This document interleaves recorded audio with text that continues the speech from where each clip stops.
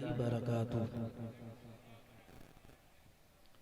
अल्हम्दुलिल्लाह अल्हम्दुलिल्लाहिल्लज़ी फ़द्दल सय्यदिना मौलाना मुहम्मदन अलल आलमीन जमीआ वक़ामहु यौमल क़ियामति लिल मुज़निबीनल मुतलव्विसीनल ख़त्ताईनल हालिकीन शफ़ीआ फ़सल्लल्लाहु तआला वसल्लम व बारका अलैहि व अला कुल्लि मन हुवा महबूबुन व मर्दून लदैहि सलातन तबक़ा व तदूमु बिदवामिल मलिकिल हय्यिल क़य्यूम व अशहदु अन ला इलाहा इल्लल्लाहु वहदहु ला शरीका लहु व अशहदु अन्ना मुहम्मदन अब्दुहु व रसूलुहु अम्मा बअद फ़अऊज़ु बिल्लाहि मिनश शैतानिर रजीम बिस्मिल्लाहिर रहमानिर रहीम या अय्युहल्लज़ीना आमनू क़ू अनफुसकुम व अहलीकुम नारा सदक़ल्लाहुल मौलानाल अज़ीम व बल्लग़ना रसूलुहुन नबियुल अमीनुल मकीनुल मतीनुल करीम व नहनु अला ज़ालिका लमिनश शाहिदीन व शाकिरीन वल्हम्दुलिल्लाहि रब्बिल आलमीन। मोहतरम हज़रात, ये कुछ अर्ज़ मारूफ़ से बेशतर हम और आप हज़रात इंतहाई अक़ीदत व मोहब्बत के साथ अपने आका सारे कायनात के दाता हुज़ूर रहमत आलम फ़ख़्र आदम व बनी आदम काबे के बद्रुद्दुजा तैयबा के शम्स दुहा बाताए खुदा मालिक दो जहां हसनैन करीमैन के नाना हम गरीबों के मलजो मावा हज़रत मोहम्मद मुस्तफ़ा सल्लल्लाहु तआला अलैहि वसल्लम की मुक़द्दस बारगाह में दुरूद व सलाम का नज़रान अक़ीदत पेश करो। पढ़ें अल्लाहुम्मा सल्लि अला सय्यिदिना मौलाना मुहम्मदिन बारिक वसल्लिम सलातु व सलामुन अलैका या रसूलल्लाह सलातु व सलामुन अलैका या हबीबल्लाह सलातु व सलामुन अलैका या नबील्लाह।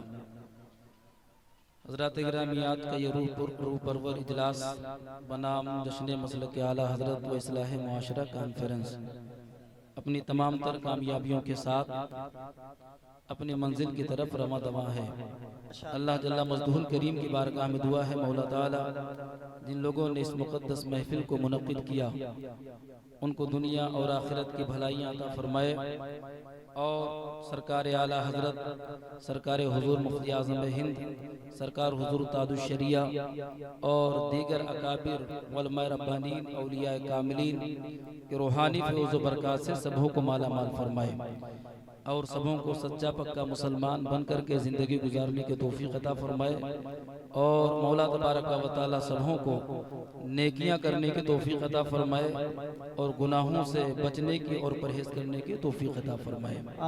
आज हम और आप हज़रात के लिए मुश्तरका सादतमंदी और फिरोज़ बख्ती की बात यह है कि आज हम और आप हज़रात के माबैन इंशाअल्लाह तबारक व तआला अभी कुछ ही देर के बाद में पीर तरीक़त रहबर राह शरीयत गुल गुलज़ार इस्माइलियत हज़रत अल्लामा अलहाज सय्यद गुलजार मियाँ मद्दज़िल्लुहुल आली व नूरानी की तशरीफ़ आवरी होने वाली है।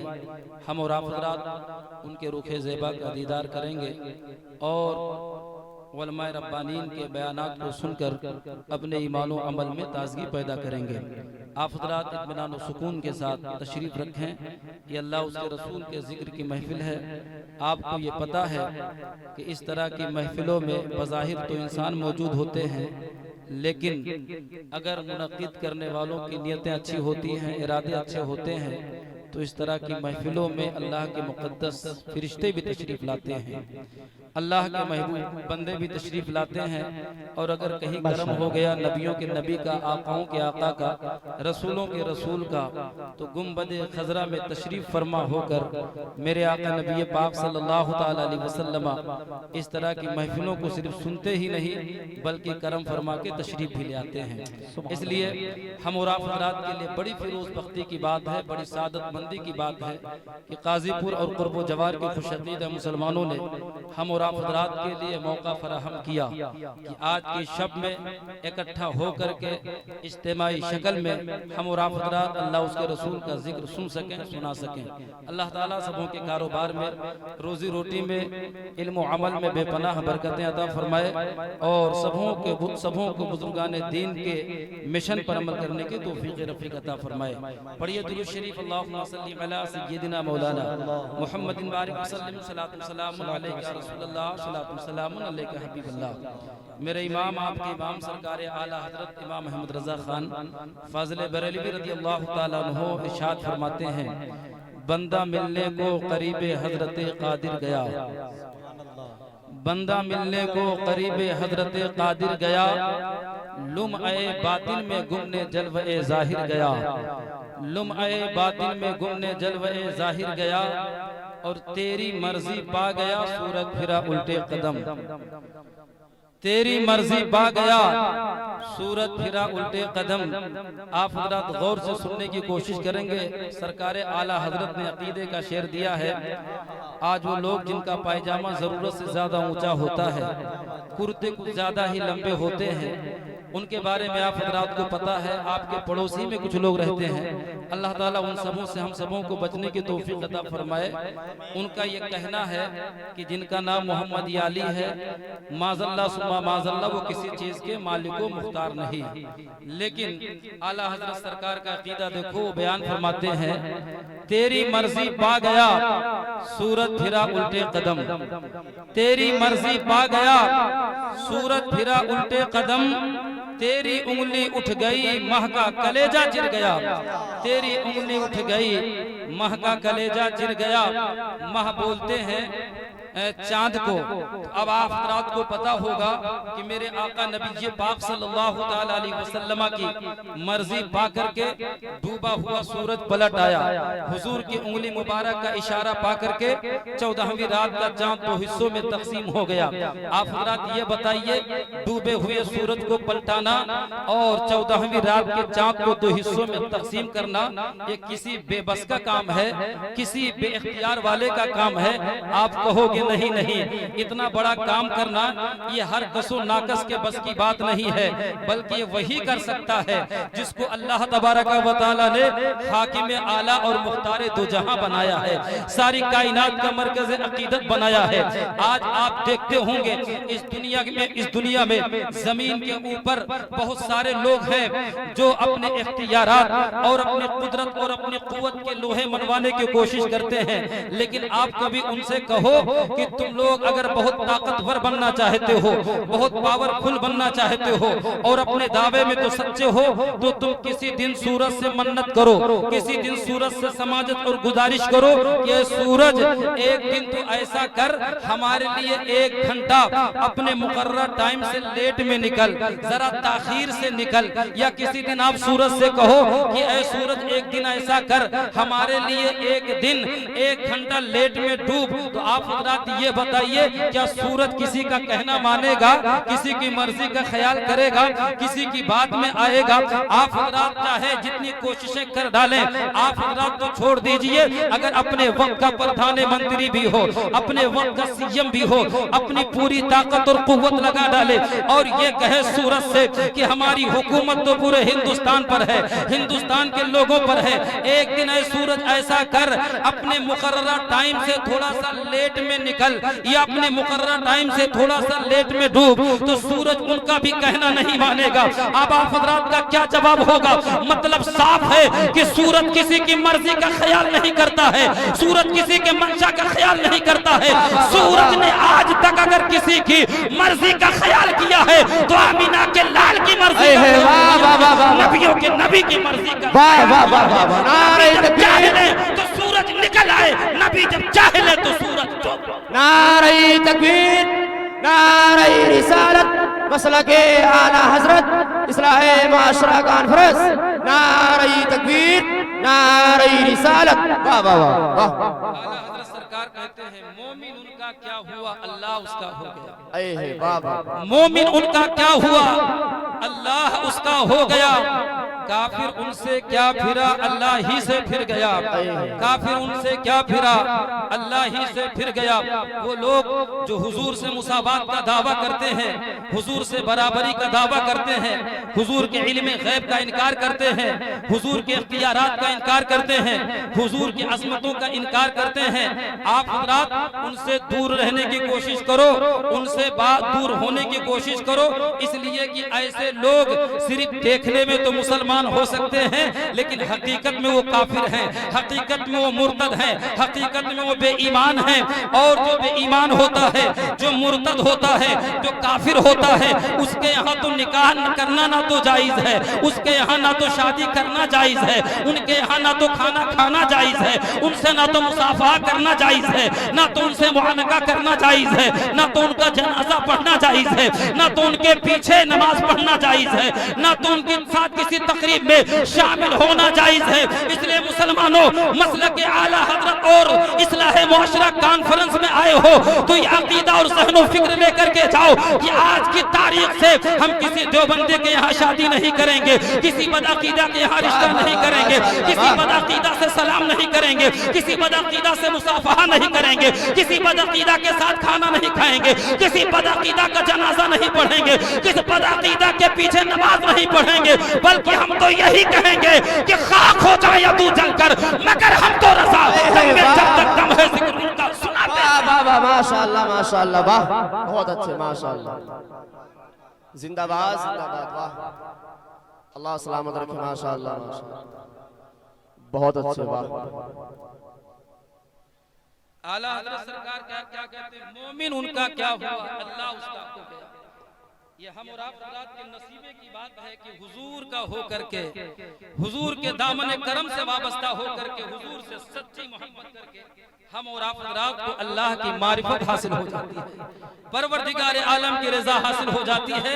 वो लोग जिनका पायजामा जरूरत से ज्यादा ऊंचा होता है, वहां भी देवबंदी ये हुजूर से दूर हो करके अल्लाह की मारिफत चाहते हैं, अल्लाह का कुर्ब चाहते हैं, तो आला हजरत कहते हैं कि लोग हुजूर से दूर हो करके जो अल्लाह की मारिफत चाहते हैं, अल्लाह की मारिफत तो छोड़ दीजिए, उनको जन्नत की खुशबू तक नहीं मिलेगी।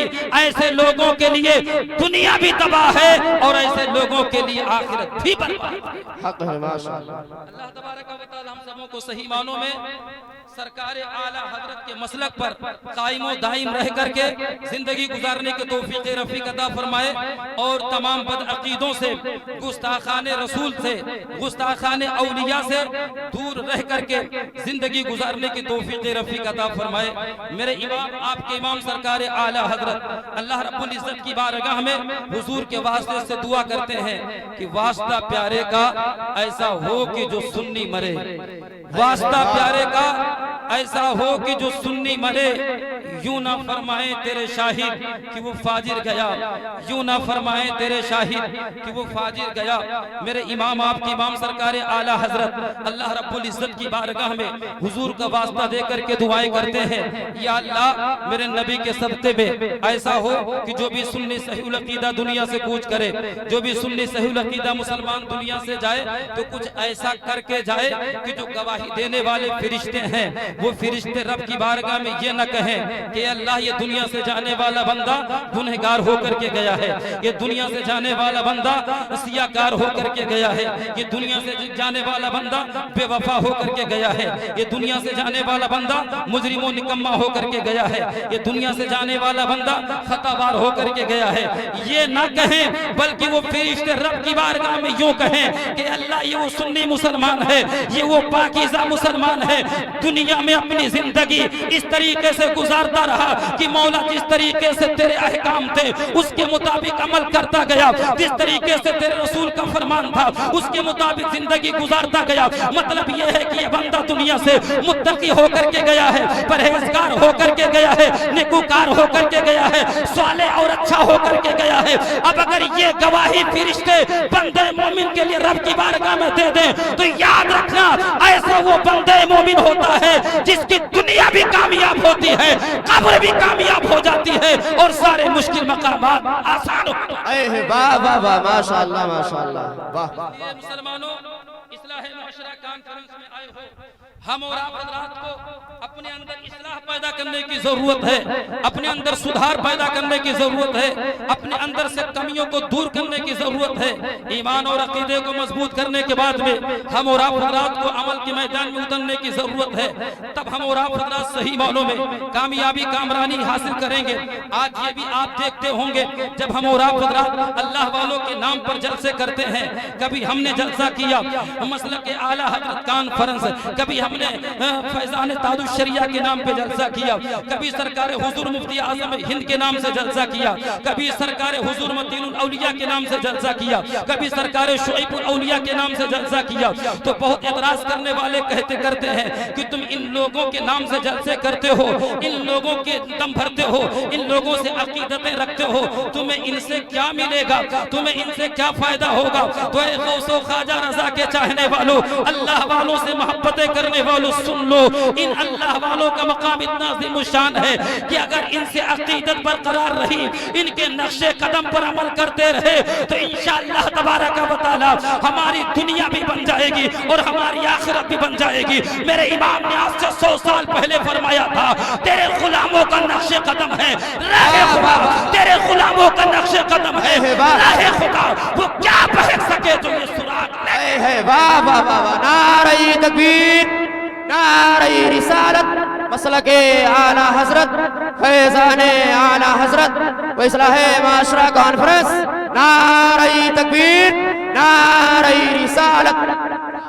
अगर हम और आप हज़रात कामयाबी चाहते हैं तो आला हजरत के नक्शे कदम को अपनाने की जरूरत है, तादुश शरिया के नक्शे कदम को अपनाने की जरूरत है, हुजूर मुफ्ती आजम हिंद के नक्शे कदम को अपनाने की जरूरत है, सरकार गरीब नवाज के नक्शे कदम को अपनाने की जरूरत है, गौसुल आजम के नक्शे कदम को अपनाने की जरूरत है, सरकार मखदूम कलियरी के नक्शे कदम को अपनाने की जरूरत है, सरकार मखदूम कछोछवी के नक्शे कदम को अपनाने की जरूरत है, सरकार गौसुल आजम के मिशन पर चलने की जरूरत है।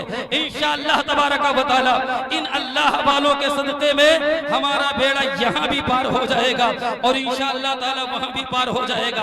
एक बात और सुन लीजिए, हम और आप हज़रात अपने गांव से सफर करके कभी बहराइच शरीफ जाते हैं, कभी बरेली शरीफ जाते हैं, कभी कछोछा शरीफ जाते हैं, कभी अजमेर मोहल्ला जाते हैं, कभी मखदूम माहिमी के आस्थाने पर पहुँचते हैं, कभी सरकार शेर बेशहल सुन्नत के आस्थाने पे पहुँचते हैं। तो एतराज करने वाले एतराज करते हैं कि गाजीपुर और कुर्बो जवार के खुश अकीदा मुसलमानों इतना लंबा सफर करके गए थे, सरकार आला हजरत के मजार पर, तादुश शरिया के मजार पर, हुजूर मुफ्ती आजम हिंद के मजार पर, वहां जाने से तुम्हें क्या मिलता है, तुम्हें क्या फायदा होता है। तो वो फायदा मैं बताने के लिए आया हूँ, अपने कानों को खोल करके सुन लीजिए। मैं अपने घर की बात नहीं करता, बल्कि पैगंबर आजम का फरमान है। हजरत इमाम नबवी जो बहुत बड़े आलिम रब्बानी हैं और बहुत किताबें उन्होंने लिखी है, मुस्लिम शरीफ का हाशिया उन्होंने लिखा है, उनकी एक किताब रियादुस सालिहीन हदीस की, उसके अंदर मेरे आका नबी पाक की बहुत सारी हदीसें जमा की गई हैं, जिनमें एक हदीस ये है कि हजरत इमाम नबवी फरमाते हैं कि मेरे नबी ने फरमाया कि जो बंदे मोमिन किसी आलिम रब्बानी की कब्र पर पहुंचता है, खुश अकीदा मुसलमान किसी आलिम दीन के मजार पर पहुंचता है और पहुंचने के बाद में अगर अपनी उसअत और पहुंचान के मुताबिक ज्यादा नहीं पढ़ सकता, एक ही आयत कुरान शरीफ की तिलावत कर ले और उसका जो भी सवाब होता हो साहिबे मजार की रूह को ईसाल कर दे, आलिम रब्बानी की रूह को ईसाल कर दे। तो अब आप हज़रात सोचें, ये करना तो कोई बहुत दुश्वार काम नहीं है, बड़ा आसान काम है। अब थोड़ी देर के अंदर हमने आलिम रब्बानी के मजार पर पहुंच करके हाजिरी दिया और जो कुछ हमको पढ़ना था पढ़ करके ईसाल कर दिया, तो उसका सवाब कितना अज़ीमुश्शान होता है। अब आप हज़रात सोचेंगे आलिम रब्बानी किसे कहते हैं, आलिम रब्बानी की पहचान क्या है। तो अगर आलिम रब्बानी की मिसाल लेनी है तो ताजुश शरिया को देख लेना, आलिम रब्बानी है। अगर आलिम रब्बानी को देखना है तो सरकार मतीनुल औलिया को देख लेना, आलिम रब्बानी है। अगर आलिम रब्बानी को देखना है शुएबुल औलिया को देख लेना, आलिम रब्बानी है। अगर आलिम रब्बानी को देखना है हुजूर मुफ्ती आजम हिंद की जिंदगी को देख लेना, आलिम रब्बानी है। सरकार आला हजरत को देख लेना, आलिम रब्बानी है। इन अल्लाह वालों के आस्थानों पर जाने का इतना बड़ा सवाब है। इमाम नबवी फरमाते मेरे नबी ने फरमाया बंदे मोमिन पहुंच करके आलिम रब्बानी की कब्र पर ज्यादा नहीं अगर एक ही आयत पढ़ दे और उसका सवाब आलिम रब्बानी की रूह को इसाल कर दे तो बज़ाहिर तो कम मेहनत का काम है, लेकिन इसमें सवाब बहुत ज्यादा है। मेरे आका नबी ये बात फरमाते हैं, जिस बंदे मोमिन ने ऐसा काम किया है अल्लाह तबारक व तआला उसके लिए उस आयत तैयबा के हर हर्फ के बदले में जन्नत में एक एक महल तामीर फरमा देता है, जन्नत में एक एक महल बना देता है। अब हाजिरी देने वाले ने अगर कुछ ऐसी आयतें पढ़ी जिसमें 1000 हुरूफ हो तो अल्लाह ताला 1000 महल जन्नत में बनाएगा, 1000 महल जन्नत में तामीर फरमाएगा। इसी पर बात खत्म नहीं होती, बल्कि हुजूर फरमाते जो बंदे मोमिन आलिम रब्बानी की कब्र पर हाजिरी देने के लिए पहुंचा है, जितने कदम को इस्तेमाल किया है, अल्लाह ताला हर कदम के बदले में उसके लिए जन्नत में महल बना देता है, जन्नत में महल तामीर फरमा देता है। तो एक गौसो ख्वाजा रजा के चाहने वालों, यह हम और आप हज़रात के लिए सादतमंदी की बात है कि अल्लाह तबारक व तआला ने हम और आप हज़रात के हाथों में अपने महबूब बंदों का दामन दिया है, उनसे मोहब्बत करने की तौफीक अता फरमाई है। हम अल्लाह वालों से मोहब्बत भी करते हैं, उनके आस्थानों पर पहुंच करके नजर नियाज का एहतमाम करके अपनी दुनिया भी बनाते हैं और अपनी आखिरत भी बनाते हैं। पढ़िए दुरूद शरीफ, अल्लाहुम्मा सल्ली अला सय्यदना मौलाना मुहम्मदिन बारिक सल्लल्लाहु अलैहि रसूलुल्लाह सल्लल्लाहु अलैहि वसल्लम।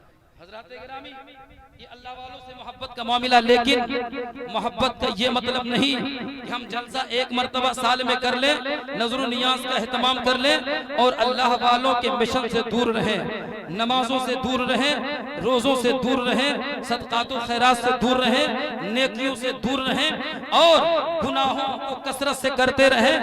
ये हम और आप हज़रात के लिए कामयाबी नहीं है, बल्कि सही मानों में कामयाबी उस सूरत में होगी जब हम और आप अल्लाह वालों से मोहब्बत भी करें और उनके मिशन पर अमल भी करें। अल्लाह तबारक व तआला हमारे समाज के नौजवानों को सही समझ अता फरमाए।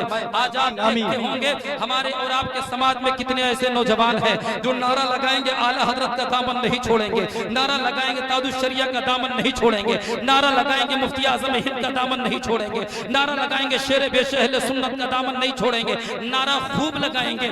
लेकिन कितने ऐसे नौजवान हैं जो बियर पीते हुए नजर आते हैं, शराब पीते हुए नजर आते हैं। अल्लाह तबारक व तआला हमारे नौजवानों को सही समझ अता फरमाए। पहले के जमाने में इस तरह का वहमो गुमान भी नहीं होता था कि कोई मुसलमान हो और शराब पिए, कोई नबी का दीवाना हो और शराब पिए, ये बहुत कम सुनने में आता था। लेकिन आज हो ये रहा है कि गांव-गांव देख डालिए, करिया देख डालिए, बहुत सारे नौजवान मिलते हैं जो शराब पीते हुए नजर आते हैं। अब कहीं हजरत हाफिज़ कारी मुहर्रम अली साहब क़िबला ने, या कहीं हजरत अल्लामा हामिद रज़ा साहब क़िबला ने, या कहीं हजरत कारी ज़िया यज़दानी साहब ने किसी नौजवान को देख लिया और कहा भैया तुम मुसलमान हो, शराब ना पियो। तो आजकल का नौजवान क्या जवाब देता, कारी साहब, मौलाना साहब, हम शराब नहीं पीते, हम तो बियर पीते हैं। नौजवानों कान को खोल करके सुन लो, बियर किसी अलग चीज का नाम नहीं है, बल्कि शराब ही का दूसरा नाम बियर है। यह और बात है कि अगर शराब का नाम बदल करके बियर रख दिया गया है तो नाम बदल देने से कुछ नहीं होता है। जिस तरीके से शराब का पीना हराम है, ऐसे ही बियर का पीना हराम है। जिस तरीके से शराब नजीस है, ऐसे ही बियर भी नजीस है। मैं आपको बताना चाहता हूँ, अगर कोई आदमी किसी बोतल में पेशाब इकट्ठा करे और इकट्ठा करने के बाद में उसके ऊपर रूह अफ़ज़ा का लेबल लगा दे और खूब प्रचार करे कि दोस्तों ये रूह अफ़ज़ा है, रूह अफ़ज़ा है, तो आप हज़रात ये बताइए जिस बोतल में पेशाब इकट्ठा किया हो गया हो और उस पर लेबल लगाया गया हो रूह अफ़ज़ा का, तो ये बताइए क्या पेशाब रूह अफ़ज़ा हो जाएगा? आपका साफ साफ जवाब होगा पेशाब पेशाब है, रूह अफ़ज़ा नहीं हो सकता है। बिला तशबीह व तमसील अगर शराब का नाम बदल करके बियर रख दिया गया है तो बियर नाम रख देने से शराब की हुर्मत खत्म नहीं होगी, बल्कि जिस तरीके से शराब पीना हराम है ऐसे ही बियर पीना हराम है। जिस तरीके से शराब पीने से लोग जहन्नम में जाते हैं, ऐसे ही बियर पीने से लोग जहन्नम की आग में चले जाते हैं। अल्लाह तबारक व तआला हमारे नौजवानों को सही समझ अता फरमाए। आज बहुत सारे नौजवान फरल्ले से पीते, अल्लाह ताला ने समझ अता फरमाए। मैं बताऊं आज इनको तो अच्छा लगता है कि मैं अच्छा करने, लेकिन सुनो मेरे नबी सल्लल्लाहु ताला अलैहि वसल्लम ने इरशाद फरमाया, आका करीम सल्लल्लाहु ताला अलैहि वसल्लम की हदीस है कि जिसने भी शराब पी होगी और मरने से पहले तौबा न किया होगा तो अल्लाह तबारक व तआला कल क़यामत के दिन ऐसे लोगों को फाहिशा, बदकार, ज़ानिया औरतों की शर्मगाहों से जो मवाद और पीप निकलेंगे और इस कदर कसीर निकलेंगे कि पूरी नहर जारी हो जाएगी। अब वही बदकार और फाहिशा और ज़ानिया औरतों की शर्मगाहों से निकलने वाले पीप को पीने के लिए शराबियों को दिया जाएगा, बियर पीने वालों को दिया जाएगा और उस वक्त उनको पीना ही पड़ेगा, बगैर उसके कोई छुटकारा न होगा। अब आप हज़रात अपने कानों को खोल करके सुनो, शराब से तौबा करना, शराब पीने से बाज आ जाना ये बेहतर है कि बदकार और फाहिशा औरतों की शर्मगाहों से निकलने वाला पीप पीना गवारा है। इसलिए मुसलमानों, अगर चाहते हो कि कल हमको आंखें बंद करने के बाद में इस तरह की खराब चीजों को ना पीना पड़े, इस तरह से गंदी चीजों को ना पीना पड़े, तो आज ही इस्लाह मुआशरा कॉन्फ्रेंस में ये तौबा कर लो कि आज की तारीख से ना तो हम शराब के करीब जाएंगे, ना तो हम बियर के करीब जाएंगे, ना तो किसी और गुनाह के करीब जाएंगे। अगर सच्चे दिल से तौबा कर लिया तो हमारा करीम मौला आपको भी माफ फरमा देगा और हमें भी। नारे तकबीर, नारे रिसालत, मसलके आला हजरत इस्लाह मुआशरा कॉन्फ्रेंस हजरत अल्लामा मुफ्ती सरफराज अहमद साहब क़िबला फैजी। नारे रिसालत। दोस्तों, कानों को खोल करके सुनो और शराब पीने से बाज आ जाओ, उससे तौबा कर लो। बहुत बड़ा गुनाह है। अल्लाह तबारक व तआला ने अपनी इज्जत और जलाल की कसम याद फरमा करके फरमाया, हदीस कुदसी है कि जिसने शराब की एक घूंट भी पी होगी उसी के मिस्र में खौलता हुआ जहन्नमियों का पीप पिलाऊंगा। और जब वो लोग जहन्नमियों के जिस्म का खौलता हुआ पीप पिएंगे, जैसे ही अंदर वो पीप जाएगा उनके अंदर की चीजें पैर के रास्ते से बाहर आ जाएंगी। ये भयानक सजा है शराबियों की। इसलिए शराब पीने वाले तौबा करें और अपने आप को गुनाहों से बचाएं। शराब ये उम्मुल खबाइस है, यानी तमाम गुनाहों की जड़ है, तमाम गुनाहों की बुनियाद है। इसलिए हम और आप हजरात को इस तरह की गलत चीज से बचने की जरूरत है और परहेज करने की जरूरत है। आप हजरात से मैं कहूं, अगर कोई आपसे कहे कि मुझसे 50,000 रुपए ले लो और किसी दुनियावी आदमी के जिस्म से निकलने वाला एक ढक्कन मवाद पी जाओ, हालांकि मवाद पीना जायज नहीं है। अब अगर कोई आपसे कहे पी जाओ तो आप ये बताइए, आप पीना गवारा करेंगे? आपका यही जवाब होगा कि मुफ्ती साहब 50,000 की बात आप करते हो, कोई अगर हमें 50 लाख भी देगा तो किसी दुनियावी आदमी के जिस्म से निकलने वाला मवाद हम पी नहीं सकते, पीना गवारा नहीं करेंगे। क्यों नहीं पियोगे? इसलिए गंदी चीज है, बदबूदार चीज है। मैं आपसे कहना चाहता हूँ, जब आप हजरात किसी दुनियादार के जिस्म से निकलने वाले पीप को पीना गवारा नहीं करते हो 50 लाख पाने के बावजूद, तब जब कल क़यामत के दिन तुम शराब पीने की वजह से फाहिश और बदकार औरतों की शर्मगाहों से निकलने वाला पीप पियोगे तो क्या गुजरेगा, मवाद पियोगे तो क्या गुजरेगा। इसलिए ऐसे दर्दनाक अज़ाब से बचने के लिए तौबा कर लो, ना तो हम शराब के करीब जाएंगे, ना तो किसी बदकारी के करीब। अल्लाह तबारक व तआला हम सबों को सही समझ अता फरमाए, दीन की बातों पर अमल करने की तौफीक अता फरमाए। पढ़िए दुरूद शरीफ। अल्लाहुम्मा सल्लि अला सय्यिदिना मौलाना मुहम्मद व सल्लम अलैका या रसूलल्लाह, सल्लल्लाहु अलैका हबीबल्लाह, सल्लल्लाहु अलैका नबील्लाह। शराब के हवाले से बहुत सारी बातें हैं, लेकिन हमें और कुछ बातें अर्ज करनी है, आपके कानों तक बातें पहुंचानी जिस पर आप अमल कर सको। एक बात आप हजरात से मैं और अर्ज करना चाहता हूँ। आज हमारे और आपके समाज में लोग नारा लगाने वाले की शहीद मिल्लत का दामन नहीं छोड़ेंगे, औलिया किराम का दामन नहीं छोड़ेंगे, लेकिन जब उनके घरों पे शादियां होंगी तो मालूम यह है कि सारे औलिया किराम का दामन छोड़ करके शैतान का दामन पकड़ते हैं, इब्लीस का दामन पकड़ते। वो कैसे? तो आपको पता है, अपने घरों पर नाचने वाली औरतों को बुलाते हैं, डांसरों को बुलाते हैं, डीजे चलाने वालों को बुलाते हैं, बैंड बाजे बजाने वालों को बुलाते हैं और बड़े धूम धड़ल्ले से अपने घरों पर कई कई रातों तक लोग खुराफात करते हैं, गाने बजाने की महफिलें मुनक्किद करते हैं। अब अगर कहीं इमाम साहब ने मना किया और कहा भैया मुसलमान हो बाज आ जाओ, ये गलत चीज है, अपने दरवाजे पर डीजे मत बजवाओ, बैंड बैंड बाजे न बजवाओ। तो लोग जवाब देते मौलाना साहब आपका काम है इमामत करना, आपका काम है नमाज पढ़ाना, वो पढ़ाइए, हम जो करते हैं हमें करने दीजिए। अब अगर कहीं इमाम साहब ने कह दिया कि भाई साहब सुन लो, अगर तुम डीजे बजवाओगे, बैंड बाजे बजवाओगे, नाच करवाओगे तो मैं तुम्हारे घर पे खाना नहीं खाऊंगा, पानी नहीं पीऊंगा, फातिहा नहीं करूंगा। अब अगर ये जवाब दे दिया इमाम साहब ने तो कुछ ऐसे सेठ नहीं बल्कि सेठुल्ली होते हैं जो अपने मालो दौलत का दबदबा दिखाना चाहते हैं और कहते हैं इमाम साहब को बड़ी चर्बी हो गई है, शादी हो जाने तो फिर इमाम को बताते हैं, इनका बोरिया बिस्तर गोल कर देते हैं। मुसलमानों मैं बताना चाहता हूँ अगर ऐसे सेठ और सेठुल्ली मुझ जैसे मौलवी के सामने बात करें तो उनके यहाँ निकाह पढ़ना तो दूर की बात है, मैं ऐसे लोगों के यहाँ जनाजा भी नहीं पढ़ूंगा और ये बता दूंगा जो शरीयत मुस्तफा का वफादार नहीं है उससे हमारा कोई वास्ता नहीं। जिंदाबाद जिंदाबाद। इसलिए अपने आप को सुधारने की कोशिश करो।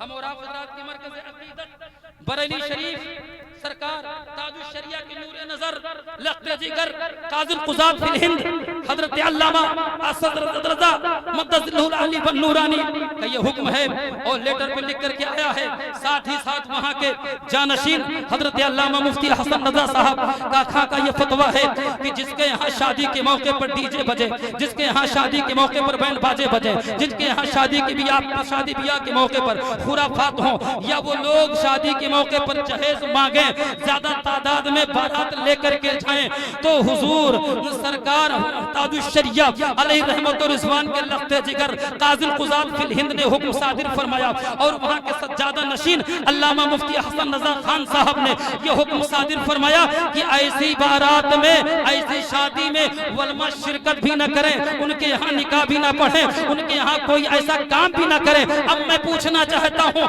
अगर हमारे समाज और मुआशरे के तमाम वलमा इस फतवे पर आमिल हो जाएं और जिसके यहाँ डीजे बजे, जिसके यहाँ बैंड बाजे बजे, जिनके यहाँ खुराफात हो, उनके यहाँ शादी में शरीक ना हो, निकाह ना पढ़े, जनाजा ना पढ़े तो वाकई इन बदबख्तों को सुधरना पड़ेगा और तौबा की उन्हें तौफीक भी मिल जाएगी और अपने गुनाह को अल्लाह तबारक व तआला हम सबों को सही समझ अता फरमाए और अपने घरों पर शादी ब्याह के मौके पर खुराफात करने और कराने से परहेज करने की और बचने की हम और आप हज़रात को तौफीक अता फरमाए। अल्लाह ताला हमारे नौजवानों को सही समझ अता फरमाए। मैं आपको बताना चाहता हूँ आज जो लोग इस्लाह मुआशरा कॉन्फ्रेंस किया गया बड़ी अच्छी बात है, लेकिन इस पर अमल करो। शादी कल से हो तो खुराफात से बाज रहो। मैं आपको बताना चाहता हूँ ढोल बजाने वाले, ताशा बजाने वाले, बैंड बाजे बजवाने वाले, खुराफात करने वाले अपने कानों को खोल करके सुने। उनका हाल ये है, नबी ने फरमाया जो बंदा अपने घर पे इस तरह के काम करता उनका हाल क्या होगा। नबी ने फरमाया कि आने वाले जमाने में मेरी उम्मत में कुछ लोग होंगे जिनका हाल ये होगा कि चेहरा तो इंसानों का होगा, रात में सोएंगे चेहरा इंसानों का होगा, लेकिन सुबह जब उठेंगे तो किसी का चेहरा बंदर की शक्ल में बदल गया होगा, किसी का चेहरा कुत्ते की शक्ल में बदल गया होगा, किसी का चेहरा खंजीर की शक्ल में बदल गया होगा।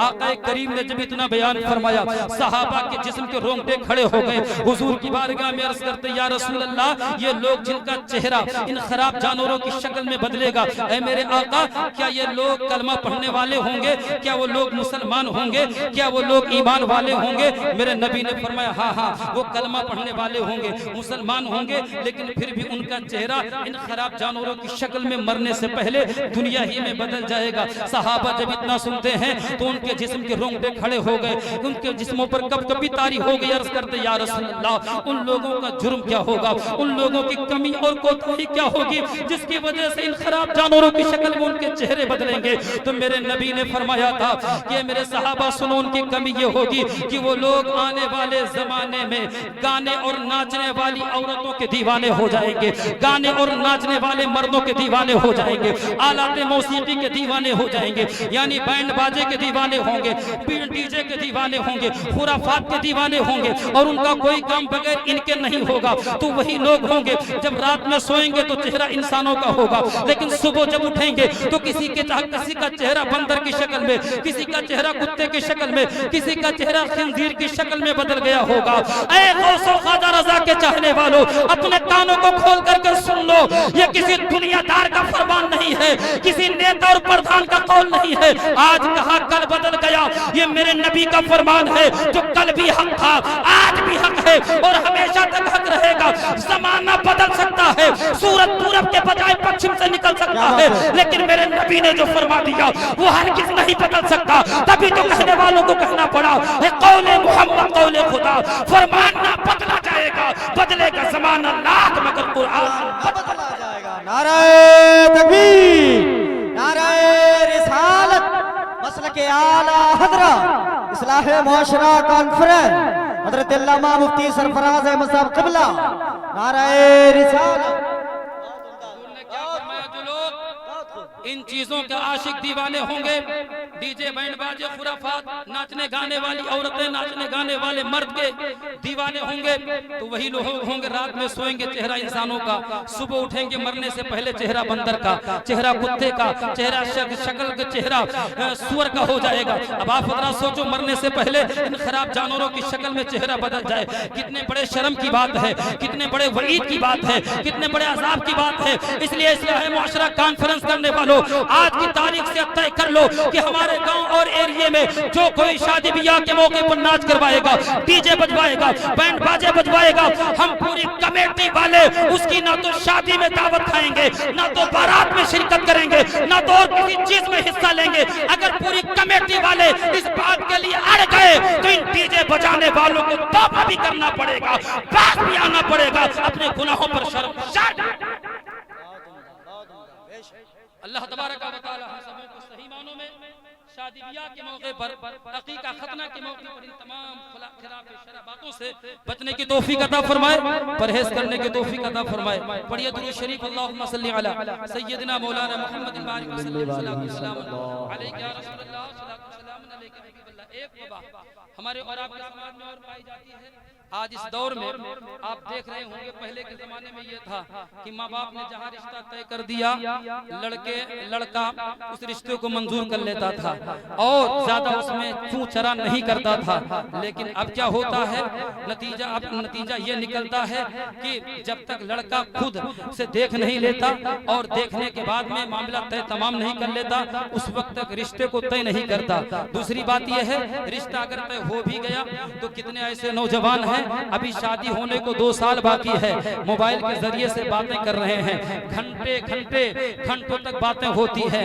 अब आप हजरात सुन लीजिए, जिसका निकाह किसी अजनबी लड़की के साथ नहीं हुआ है, निकाह से पहले बात करोगे गुनाह मिलेगा, हराम काम है। निकाह से पहले मोबाइल से कुछ मामला करोगे, हराम काम है। इसलिए नौजवानों को चाहिए कि जब उनका निकाह तय हो जाए तो जब तक निकाह ना हो जाए लड़कियों से बात ना करें, इसलिए कि जब बात कर करके अपने नामे आमाल में गुनाहों का अंबार इकट्ठा कर लेते हैं, तो जब बाद में निकाह होता है तो निकाह होने के बाद में घर में खुशहाली नहीं आती, रौनकें नहीं आती हैं, क्योंकि जिस चीज की बुनियाद गुनाहों पे रखी जाती है तो उसका नतीजा अच्छा नहीं निकलता, उसका नतीजा बुरा निकलता है। इसलिए नौजवानों, आज की तारीख से तय कर लो कि कभी भी हमारा रिश्ता कहीं भी लगेगा, जब तक निकाह नहीं हो जाएगा हम ना तो उससे बात करेंगे, ना तो कलाम करेंगे, ना तो कोई इस तरीके से रिश्ता नाता। एक बात और दूसरी बात आपसे मैं बताना चाहता हूँ, हमारे और आपके समाज के कितने ऐसे लोग हैं जो दयूस और बेगैरत हैं, जिनका नतीजा ये है कि आज दारुल इफ्ता से जो लोग ताल्लुक रखते हैं उनसे पूछिए, महीना 15 दिन नहीं गुजरता है, इलाके से फतवे इस्तिफ्ते पहुंचते हैं कि फुला लड़की फुला लड़के के साथ फरार हो गई, कोर्ट मैरिज हो गया, ये सब। उसके बाद में अगर इसी पर मामला हो कि एक मुस्लिमा लड़की मुस्लिम लड़के के साथ गई है, तौबा वगैरह कराने के बाद में निकाह करा दिया जा सकता है, जिंदगी अच्छी गुजर सकती है। लेकिन इसी पर बस और इक्तिफा नहीं, बल्कि कितनी ऐसी मुस्लिम लड़कियां हैं जो गैर मुस्लिमों के साथ फरार हो रही हैं, गैर मुस्लिमों के साथ जा रही हैं। मेरे पास कई ऐसे इस्तिफ्ते हैं जो मेरे पास आते हैं। अब हुजूर इसका जवाब दिया जाए, क्या जवाब है? मैं कहना चाहता हूँ ये सब काम क्यों हो रहा है कि मुस्लिम लड़की होकर के गैर मुस्लिम के साथ फरार हो जाए, एक मुस्लिम लड़की होकर के किसी अजनबी मर्द के साथ चली जाए, ये बड़े शर्म की बात। ऐसा क्यों होता है?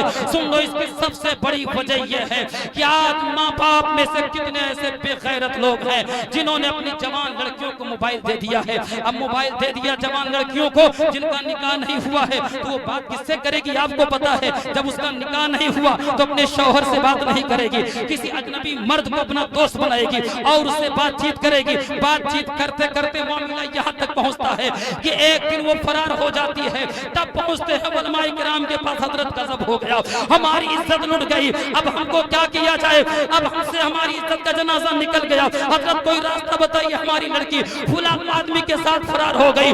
मैं ऐसे बेगैरत माँ बाप से कहना चाहता हूँ, तुमको ये वक्त आने से पहले ये पूछना चाहिए था कि एक जवान लड़की को जिसका निकाह ना हुआ हो उसको मोबाइल देना कैसा है, एक जवान लड़की को बाजार में भेजना कैसा है, एक जवान लड़की को बकरी चराने के लिए भेजना कैसा है, एक जवान लड़की को लकड़ी चुनने के लिए भेजना कैसा है, एक जवान लड़की को अजनबी मर्दों के साथ में तंबाकू के खेत में जाना कैसा है, ये पहले पूछना चाहिए था। तब उसका जवाब दिया जाता, उस पर सत्य बाप हो जाता। लेकिन जब ये सारे काम हो चुके हैं और हम चीज अपना आगे हद तक पहुंच चुकी है, तो मैं ऐसे माँ बाप के लिए ये कहना चाहता हूँ, पहले ऐसे माँ बाप को मजमे आम में नमाजियों के सामने 50-50 जूते मारे जाएं और ये बताया जाए जो अपनी बेटियों पे कंट्रोल ना करे उसकी सजा ये है, जो अपने बेटों पे कंट्रोल ना करे उसकी सजा ये है। बाद में उनको तौबा कराया जाए, इस्तिग़फ़ार कराया जाए और उससे आज़म बिन जज़्म बहुत उम्दा पैगाम, जिंदाबाद। जवाब दें मोहब्बतों के साथ।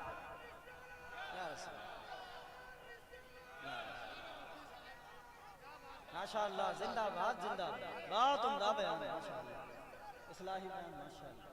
शरीयत मुस्तफा की अज़मतों को सलाम करो मेरे आका नबी पाक सल्लल्लाहु तआला अलैहि वसल्लम और सहाबाए किराम उलमाए रब्बानीन ने लड़कियों को लिखने से मना फरमाया कि लड़कियों को लिखना ना सिखाया जाए। आला हजरत सरकार का फतावा रसूलिया देख लीजिए, उसमें कई जगहों पर यह मसला मौजूद है, लड़कियों को लिखना ना सिखाया जाए। क्यों ना सिखाया जाए? इसलिए कि अगर लिखना जान जाएंगी तो खत्तो किताबत के जरिए से, लेटर के जरिए से इसको मुआशका का मामला पैदा कर सकती हैं और किसी अजनबी के साथ फरार हो सकती हैं। इसलिए शरीयत मुतहरा ने बुनियाद ही से कि जहाँ पे गुनाह का शाइबा हो सके पाबंदी लगा दी। अब आप हज़रात सोचो, जब शरीयत मुतहरा की तरफ से लड़कियों को लिखना सिखाने की इजाजत नहीं है, हालांकि दीन की बातें भी उसमें लिखना आता है, दीन की बातों की किताबत भी आती है, लेकिन शरीयत मुस्तफा ने लड़कियों को लिखना सिखाने से मना फरमाया है। तो जब लिखने की उनको इजाजत नहीं है तो उनको मोबाइल चलाने की इजाजत कहाँ होगी, मोबाइल इस्तेमाल करने की इजाजत कहाँ होगी, मार्केट में बगैर गार्जियन के जाने की इजाजत कहाँ होगी, खेत और खलियान में बगैर जिम्मेदारों के जाने की इजाजत कहाँ होगी। इसलिए अगर इज्जत की हिफाजत चाहते हो, आबरू की हिफाजत चाहते हो, तो अपनी माँ बहन बेटियों को अपने घर के अंदर पर्दे के दायरे में रख करके जिंदगी गुजारो।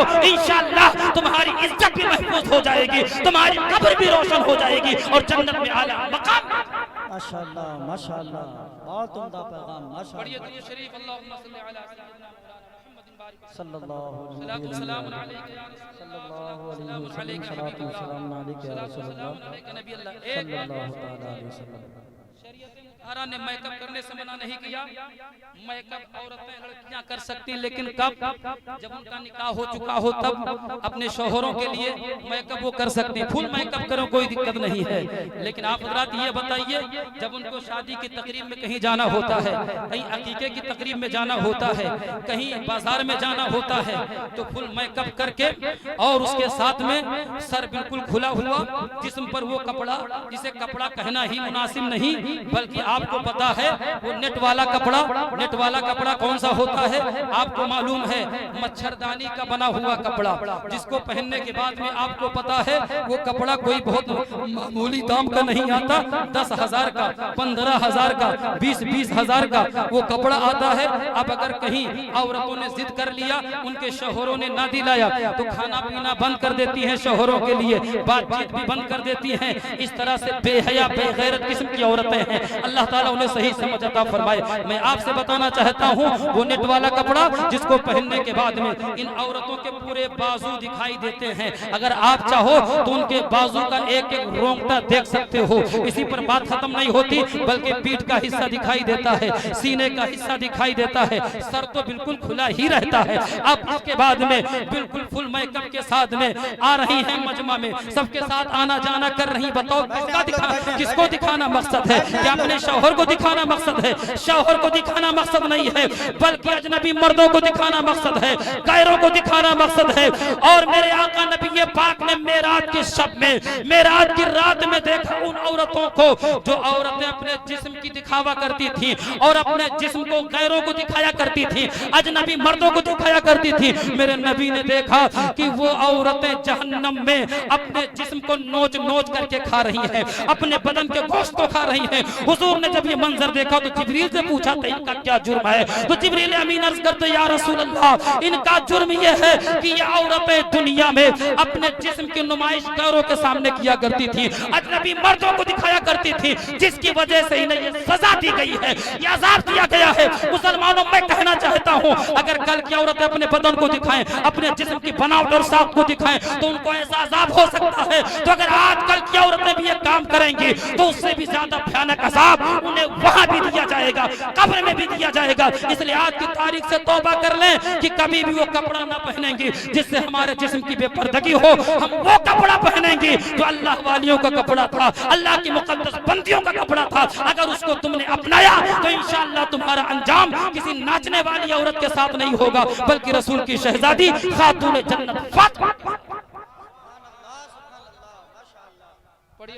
माशाअल्लाह सल्लल्लाहु अलैहि वसल्लम सलातुम सलाम अलैका या रसूल अल्लाह सलातुम सलाम अलैका नबी अल्लाह। ये अल्लाह ताला हम और आप हज़रात को दीन की बातों पर अमल करने की तौफीक अता फरमाए, शरीयत मुतहरा के मुताबिक जिंदगी गुजारने की तौफीक अता फरमाए। आला हज़रत सरकार ने लिखा कि अगर किसी घर की लड़कियां औरतें ये चूड़ीदार पायजामा पहनती हूँ तो चूड़ीदार पायजामा के हवाले से सरकार आला हज़रत लिखते हैं कि वो औरतें तो खुद अज़ाबे नार के मुस्तहिक हैं और जहन्नम में जाने वाली हैं, गुनहगार मुस्तहिक के अज़ाबे नार हैं। लेकिन उनके घर के जो गार्जियन हैं, जैसे माँ बाप और भाई या शौहर, वो लोग अगर हत्तल इम्कान मना नहीं करते इस तरह कपड़ा पहनने से तो उनका भी ठिकाना जहन्नम होगा, वो भी जहन्नम की आग में जलेंगे। इसलिए मुसलमानों अगर चाहते हो कि तुम्हारा ठिकाना जहन्नम ना हो, तुम्हारा ठिकाना दोज़ख की आग ना हो, तो ये तय कर लो आज की तारीख से अपने घरों में वो कपड़े नहीं आने देंगे जिससे हमारे माँ और बहनों का बदन सही से महफूज ना हो सके, सही से पर्दे में ना हो सके।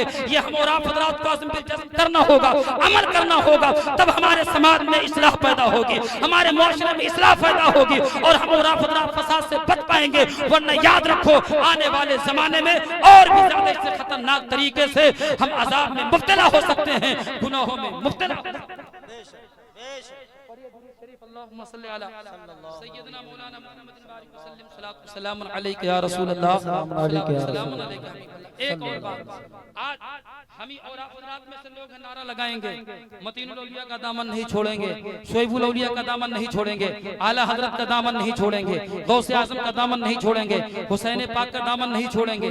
लेकिन जब शादी होने लगेगी तो उनका हाल ये होगा इन सारे दामनों को छोड़ करके ससुराल का दामन बड़ी मजबूती से पकड़ते हैं। अब आप पूछेंगे वो क्या पकड़ते हैं, तो आपको पता होगा अभी जैसे बातचीत चल रही होती है, लड़के के घर वाले कहते हैं भैया हमारे बेटे का रिश्ता खुला जगह पे लगा हुआ था, लेकिन वो लोग बगैर मांगे हुए अपाची दे रहे थे या पल्सर दे रहे थे, हमने ना बोल दिया। क्या मतलब हुआ? जब वो लोग बगैर मांगे हुए पल्सर दे रहे थे, अपाची दे रहे थे, फिर भी हमने ना कह दिया, तो मतलब ये है कि सिर्फ पल्सर से काम नहीं चलने वाला है, अपाची से काम नहीं चलने वाला। बस अब क्या चाहिए? इसके बाद में बुलेट का नंबर आता है, बुलेट चाहिए, बुलेट 2.5 लाख रुपए की गाड़ी। मैं आपसे कहना चाहता हूँ आज लोग बुलेट पर बजीद हैं, लेकिन अगर यही मामला रहा तो 4-6 साल के बाद में कारें देनी पड़ेंगी, स्कॉर्पियो देना पड़ेगा, बुलोरो देना पड़ेगा, बाद में फिर ट्रक भी देना पड़ेगा। तब आप हज़रात सोचेंगे एक शादी करने के लिए कितना इंतजाम करना पड़ेगा। मैं आपसे बताना चाहता हूँ इस दौर में ससुराल वालों की मांग,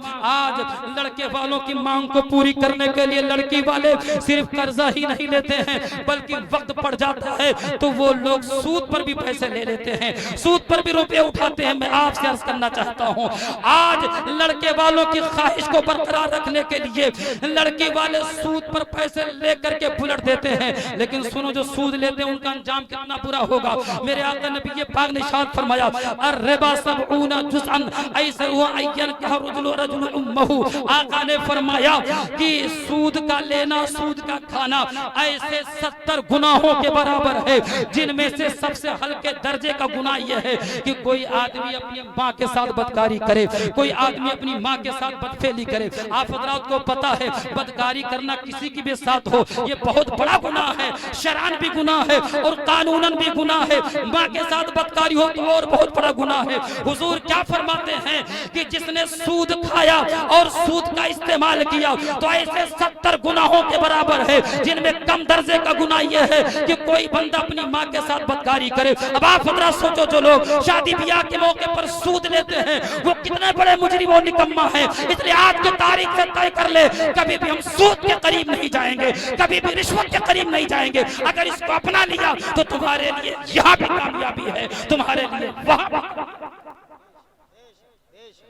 इसी पर बात खत्म नहीं होती। बुलेट मांग लिया, लड़की वालों ने कहीं से देने के लिए वादा कर लिया, उसके बाद में इतने सामान मांगते हैं कि आदमी उन सामानों को एक छोटे से मार्केट में उनका इंतजाम नहीं कर पाता कि परशुरामपुर से सारे सामान मिल जाए मुश्किल है, कटरा से सारे सामान मिल जाए मुश्किल है, हैदराबाद सिकंदरपुर से मिल जाए सारे सामान मुश्किल है, फैजाबाद और उसके साथ बस्ती लखनऊ वगैरह जाना पड़ता तब सारे सामान मिलते हैं। अब लोग मांग मांग करके अपने घर के कमरों को भरते हैं और मांग मांग करके खाने के लिए अपने पेट को भरते हैं, लेकिन लोग ये सोचते हैं कि अच्छा करते हैं। लेकिन मैं आपको बताना चाहता हूँ, उस्ताजुल फुक़हा फ़क़ीह मिल्लत हज़रत अल्लामा मुफ्ती जलालुद्दीन साहब क़िबला अमजदी अलैहि रहमत व रिज़वान से फतावा फैज़ुर रसूल के अंदर पूछा गया इस्तिफ्ता में कि हुजूर ये बताइए, अगर कोई लड़का वाला अपने शादी के मौके पर, बेटे की शादी के मौके पर जहेज मांगे, माल मांगे, जीप मांगे, गाड़ी मांगे, खुला सामान मांगे, बारातियों की तादाद मुतय्यन करे तो ऐसा करना कैसा है?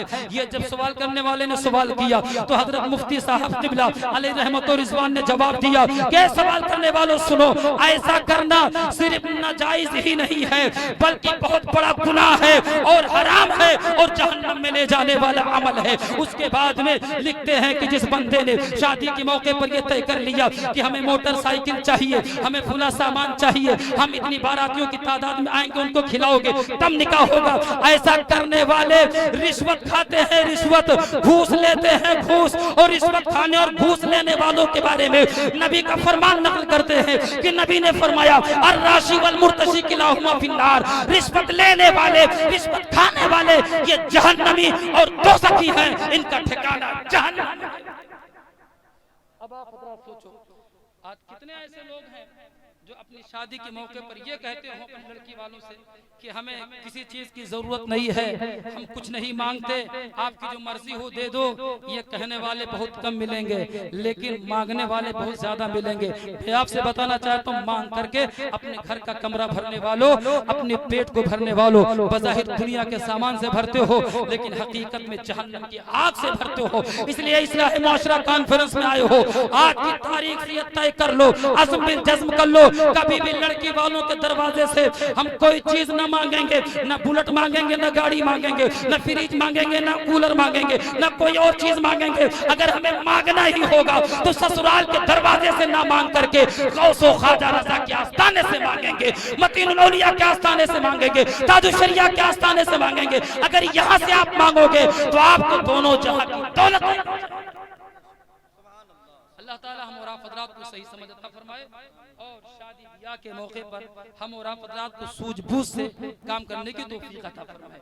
हाँ, उलमा बयान फरमाते हैं कि अगर लड़के वाले कुछ ना मांगे तो आप हज़रात जानते कोई भी लड़की वाला ऐसा नहीं है कि जो अपनी लड़की को विदा करते वक्त, निकाह करते वक्त कुछ न दे। हर किसी की कोशिश होती है कि ज्यादा से ज्यादा हम जहेज दें और मेहमानों की खातिर तवाज़ो करें। अब अगर आपने मांगा नहीं, लड़की वालों ने अपनी मर्जी से आपको एक ट्राली नहीं बल्कि एक ट्रक भी सामान दे दिया तो उसमें कोई दिक्कत नहीं, आप ले सकते हो, आपके लिए लेना दुरुस्त है, जायज है, इसमें कोई मुज़ायका नहीं है। अब आप हज़रात सोचो, एक जायज चीज को हम और आप हज़रात ने मांग करके नाजायज बना लिया, हराम बना लिया। इसलिए आज की तारीख से तय करके जाओ कि हम लोग कभी भी बेटों के शादी के मौके पर किसी चीज का मांग और डिमांड न करेंगे। अगर ये आपने किया तो इंशाअल्लाह आपकी दुनिया भी कामयाब, आपकी आखिरत भी कामयाब, आप यहाँ भी कामयाब रहोगे, वहाँ भी कामयाब रहोगे। पढ़िए दुरूद शरीफ, अल्लाहुम्मा सल्ली अला सय्यिदिना मौलाना मुहम्मदिन बारिक वसल्लम, सलातु सलामुन अलैका या रसूलल्लाह, सलातु सलामुन अलैका हबीबल्लाह, सलातु सलामुन अलैका नबील्लाह। बातें तो बहुत सारी हैं, लेकिन उसके लिए वक्त चाहिए। बस एक आखिरी बात आप हजरात सुन लीजिए। आज हमारे और आपके समाज में बारात में जब चले जाइए तो बड़ी शर्मिंदगी होती है। कम ऐसे लोग होंगे कि जो बारात में इंसानियत से पेश आते हैं, वरना अक्सर लोग तो शैतानियत से पेश आते हैं। आप चले जाइए बारात में, तो शरीफ लोग बैठे रहते, उन्हें कुछ मिलता ही नहीं। नाश्ता पूरा लोग लूट लूट कर करके और घूम घूम करके टहल टहल करके खा जाते हैं। पूरी चाट खा जाएंगे, फुल्कियां खा जाएंगे, फ्रूट्स और फल और मिठाइयाँ खा जाएंगे, खड़े होकर के चल चल करके। अब अगर कहीं किसी ने देख लिया, किसी आलिम हाफिज कारी ने समझाया कि भैया ऐसा मत करो, ये गलत चीज है, खड़े होके नहीं खाना चाहिए, बेहतर नहीं है, तो नौजवान जवाब देते हैं कि कारी साहब आप नहीं समझते, आप नहीं जानते, ये पहले का जमाना। अभी बैठे रहे, कहीं जाने की कोशिश ना करिए, बैठ जाइए, आप लोग बैठ जाइए अदब और एहतराम के साथ। ये कमेटी वालों की जिम्मेदारी है, आप रास्ता क्लियर करवाइए। और साथ में हाँ, ये जो लोग यहाँ पर खड़े हो रहे हैं, अदबन आप तमामी हजरात खड़े हों। आपकी निगाहें देख रहे मिंबर शरीफ पर आमद हो रही है। वारिसे जुब्बे मौलाए कायनात, पीर तरीक़त रहबरे राह शरीयत, हुजूर सैयदी सनदी आकाई मौलाई, हुजूर सैयदी शाह सैयद गुलजार मिल्लत की आमद हो रही है। आप अदब खड़े हो जाएं, अपने हाथों को बांध कर खड़े हो जाएं, अदब और एहतराम के साथ खड़े हो जाएं। यकीनन हुजूर सैयद साहब क़िबला की आमद हो रही है। ये हमारी और आपकी खुशबख्ती है, हमारी और आपकी खुशनसीबी है। जितने जिम्मेदारान हजरात हैं, कमेटी वाले हैं, जो बिल्ला लगाए हैं, उनकी जिम्मेदारी है आप हजरात हुजूर सैयद साहब क़िबला को अदब और एहतराम के साथ मिंबर नूर तक लाने की कोशिश करें। या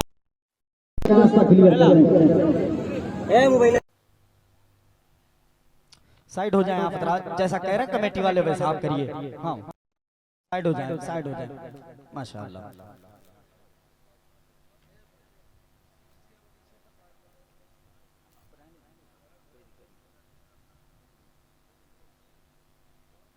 और जो सामने खड़े हैं वो जो छोटे छोटे बच्चे हैं, हाँ वो और पीछे हो जाएं, पीछे हो जाएं भाईजान, आप सारे लोग पीछे हो जाओ, हाँ पीछे हो जाओ, जल्दी पीछे हो जाओ, पीछे हो जाओ सारे लोग, पीछे हो जाओ, पीछे हो जाओ।